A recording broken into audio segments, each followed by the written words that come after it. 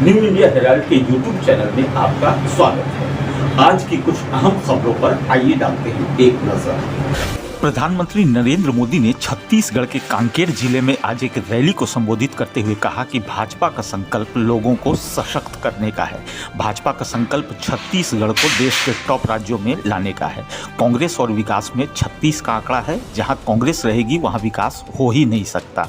दिल्ली के मुख्यमंत्री अरविंद केजरीवाल कथित शराब घोटाला मामले में पूछताछ के लिए आज प्रवर्तन निदेशालय के समक्ष पेश नहीं हुए।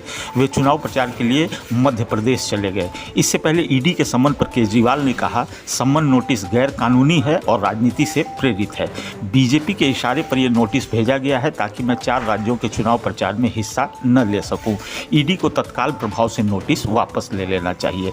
संसद में पैसे लेकर सवाल पूछने के मामले में तृणमूल सांसद महुआ मोइत्रा लोकसभा एथिक्स कमेटी के समक्ष आज पेश हुई।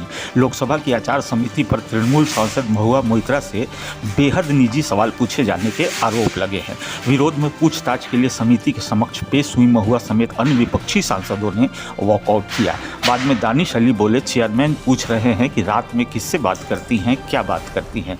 ये कैसी एथिक्स कमेटी है जो अनैतिक सवाल पूछ रही है। राजस्थान के एंटी करप्शन ब्यूरो यानी एसीबी ने एक ईडी अफसर नवल किशोर मीणा और उनके सहयोगी बाबूलाल मीणा को कथित तौर पर 15 लाख रुपए की रिश्वत लेने के लिए गिरफ्तार किया है। ये ईडी अफसर मणिपुर के इम्फाल में तैनात हैं।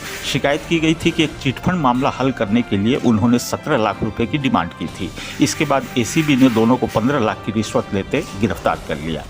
वाराणसी में बीएचयू के आईआईटी कैंपस में एक छात्रा के साथ हुए कथित यौन उत्पीड़न के बाद भारी संख्या में छात्र सड़क पर उतर आए और प्रदर्शन किया। आरोप है कि एक छात्रा से देर रात वॉक के दौरान बाइक पर सवार 3 लोगों ने जबरदस्ती की और कपड़े उतारकर वीडियो बनाया और फोटो भी खींचा।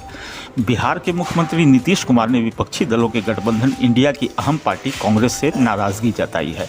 उन्होंने सीपीआई की बीजेपी हटाओ देश बचाओ रैली में कहा कि आजकल इंडिया का काम ठीक से नहीं चल रहा है। कांग्रेस पार्टी 5 राज्यों के विधानसभा चुनावों में व्यस्त है।